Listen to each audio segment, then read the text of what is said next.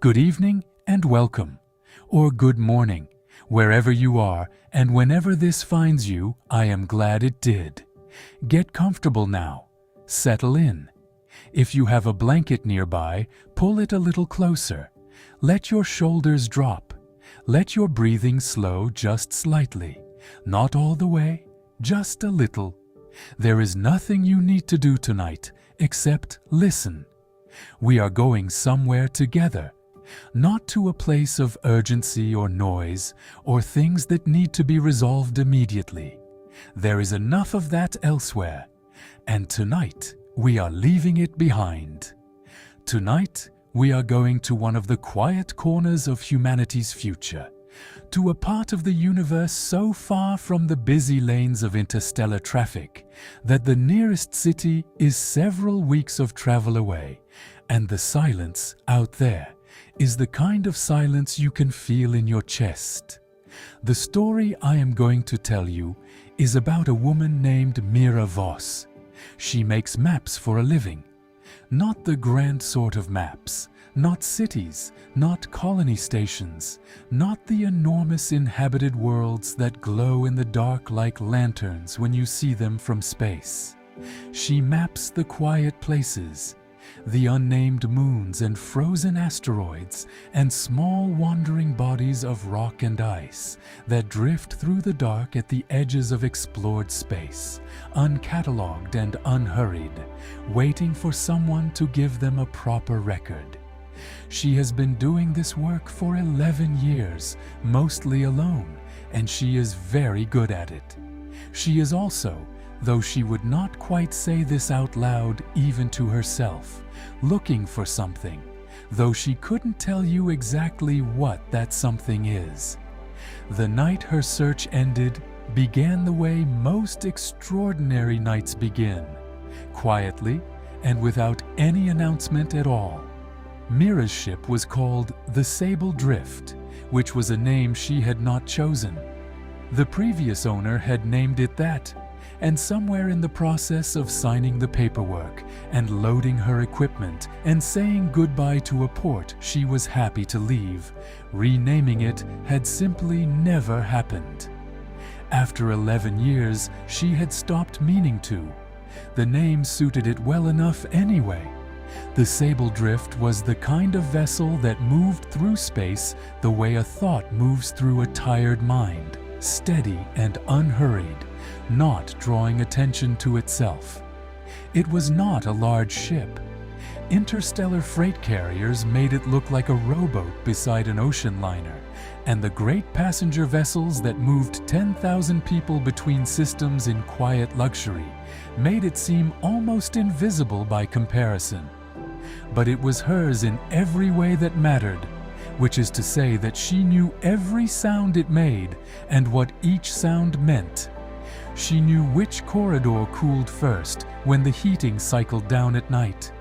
She knew that the water in the rear section tasted slightly different from the water near the fore, not in a way any instrument could measure, just in a way she could feel. She knew the exact quality of light the observation window cast on a clear morning when the local star was at the right angle, and she knew that on those mornings the whole small cabin turned a gentle amber for 23 minutes before the angle shifted and the light went ordinary again. The ship carried a crew of one, which was Mira, and a second presence that she called Yael. Yael was not a robot in the sense that most people imagine when they hear that word, not a walking, expressive machine designed to resemble a person. Yael was instead a voice and a mind distributed through the ship's systems, present in every room without being located in any particular one, the way a very attentive colleague might be if that colleague happened to exist everywhere at once. They had worked together long enough that their conversations had the rhythm of old friendship, easy, unhurried, with long silences that neither of them felt any need to fill. Most mornings began the same way. Mira would wake in the narrow bunk in the sleeping quarters, narrow being relative. She had made it comfortable over the years with a blanket from the Kepler settlements that was softer than anything produced in the inner systems, and she would lie there for a few minutes, simply listening to the ship. It was a habit she had developed early in her career and never lost. A ship with a problem sounds different from a ship at rest, and years of paying attention had made the distinction automatic, like knowing the difference between rain on a roof and a branch falling on a roof without having to open your eyes to check. The sable drift sounded fine, as it almost always did, and so she would lie there a few minutes longer because the morning was comfortable and there was no immediate reason to be anywhere else. Then she would make coffee. This sounds simple, and in most contexts it is. But coffee on a long transit is a minor art form that Mira had spent years refining. The automatic systems could produce something technically described as coffee, but she had long ago decided that technical descriptions were insufficient, and so she used a small hand press she had carried for 6 years and beans from a hydroponic collective at one of the larger stations near Tauceti, which produced, by general consensus and her own extensive personal research, the best coffee available in this part of the galaxy. It was exceptional. It was, she had decided on more than one occasion, one of the genuinely great pleasures of her life, which was a list that also included the silence, the view, and the work itself. The work, on most days, proceeded in long, methodical arcs. A cartographer's role in this era was not to discover. That age was largely finished, the rough outlines of nearby space having been sketched by automated probes and early expeditions decades ago, but to document precisely and completely. What the probes produced was an index. What Mira produced was something closer to a book. She took the raw data of an unmapped body and turned it into a full record. The shape of the terrain, the composition of the rock and ice, the precise behavior of the orbit, the way any thin atmosphere responded to the local star at different times of year, the temperature range across a full seasonal cycle. Her records were thorough enough that a settlement committee on the far side of the galaxy could read one and have a genuine sense of what it would be like to stand on that surface on an ordinary morning after landing. It was not glamorous work, despite what people sometimes assumed. She had heard that word applied to her career many times by people who imagined her drifting through the cosmos in continuous wonder. And while the wonder was real enough, the bulk of the day was careful and quiet and repetitive, which was exactly what she liked about it. The moon she was traveling toward now had a catalog designation, GSM 74412C, which told her almost nothing useful except that it was the third body in a sub-catalog of an unremarkable system orbiting a red dwarf at the edge of the survey zone. She had taken to giving informal names to the bodies she mapped, names she kept in her personal log and never officially submitted, partly because the formal naming process required extensive documentation she rarely had patience for, and partly because the names she chose were too personal to explain to anyone else. She had been thinking of this one as quiet. She wasn't sure yet if it had earned the name. The red dwarf it orbited was a deep, slow ember in the black, not blazing like a yellow sun, but warm in its own subdued way, casting light that was redder and gentler than anything in the inner systems. In that light, everything looked like late afternoon, even when local time said otherwise. Mira had always found red dwarf light restful. It made even unfamiliar terrain feel unhurried. She spent the last hours of approach in the forward observation room, a small curved space at the nose of the ship with a wide window that gave an unobstructed view of whatever lay ahead. The moon emerged slowly from the dark, first a shadow with a bright edge, then a shape, then something that began to have texture and detail as the distance closed between them. It was smaller than Earth's moon, but not dramatically so. The surface was ice over rock, which was common in this part of space, but the ice had a quality she noticed almost immediately. It was not uniform in the way she expected.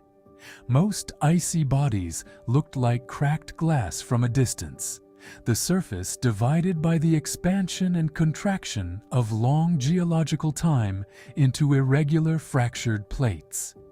This moon's surface had a different character.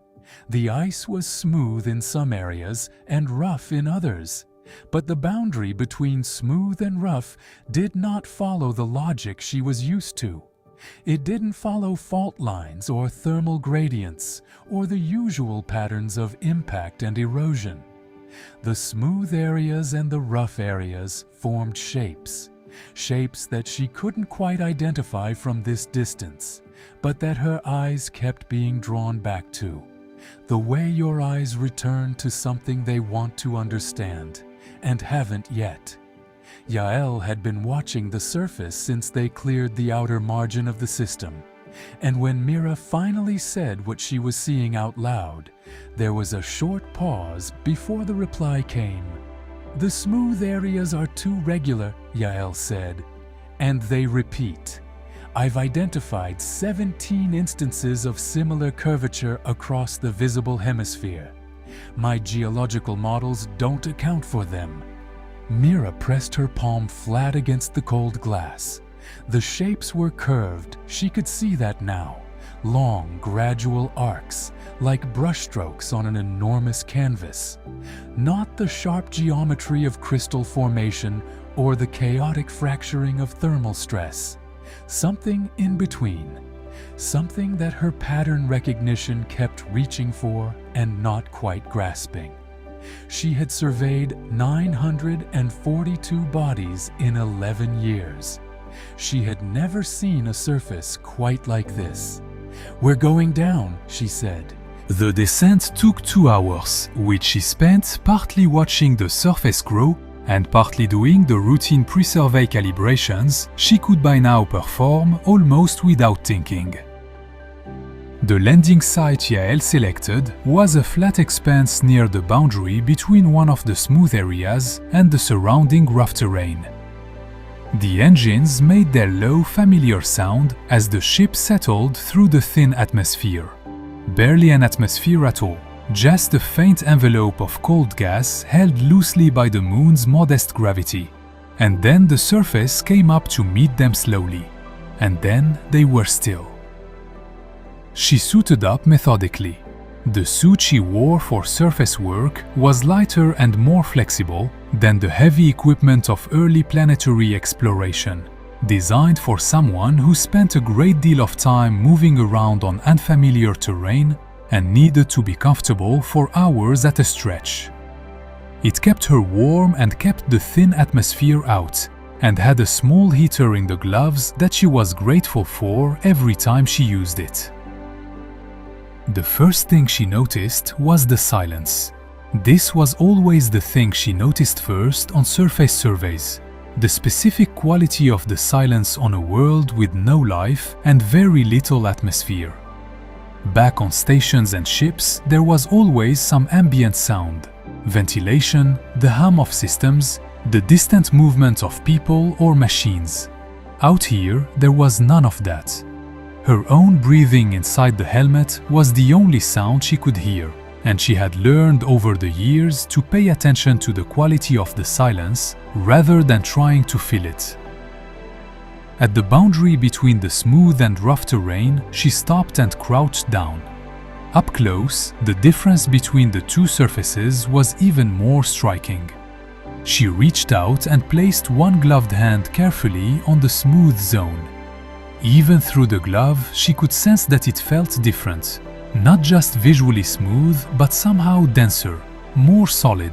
as if the ice here was arranged more precisely than ice had any reason to be. Several hours into the survey, she found the first one. A formation in the ice where the surface curved up slightly, and within that raised ridge, a pattern was visible that stopped her completely. It was made of lines too fine to see from any distance.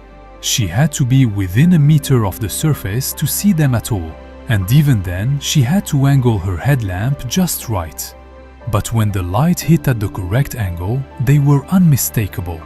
A series of curved marks inscribed into the smooth ice, running parallel to each other at almost exactly equal intervals, each one curving in the same gradual arc as the large smooth areas visible from orbit. She stared at them for a long time. When she finally walked back toward the ship, the light was changing and the first stars were appearing in the darkening sky above her. "I found something," she told Yael when she was back inside. "I know," Yael said. "I was watching. I've been running comparisons for the last 2 hours."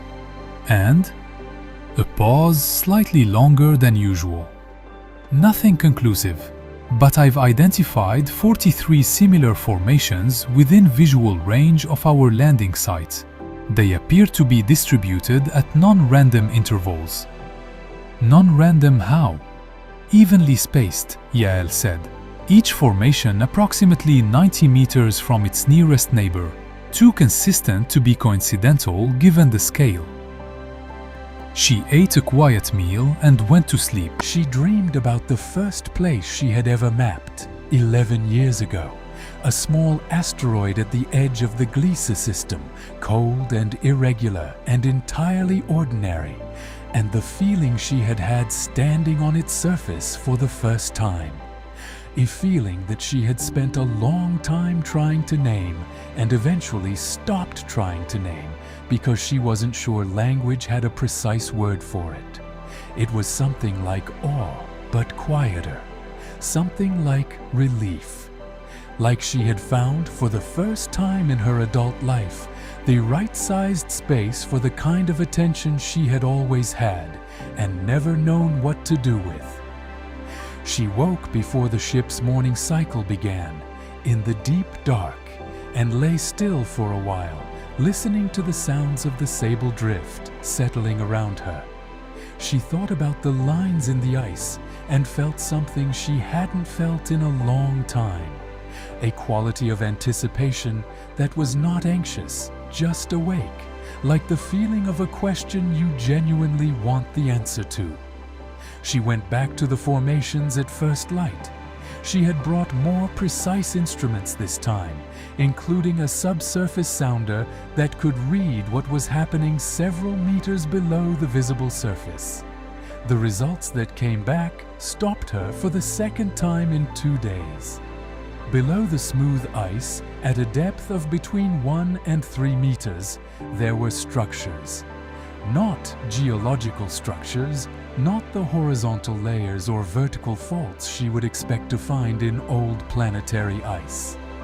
The structures below the surface were three-dimensional and branching, extending outward from a central point in all directions, like the root system of a very large tree, if that tree had been made of something denser and more precise than wood.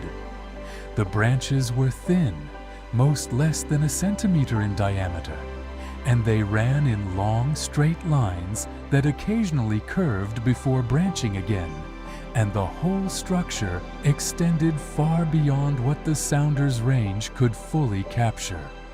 She stood in the middle of the smooth zone and turned slowly in a circle, watching the sounder's real-time display. In every direction, the structures continued. The smooth surface visible from orbit was not a geological feature.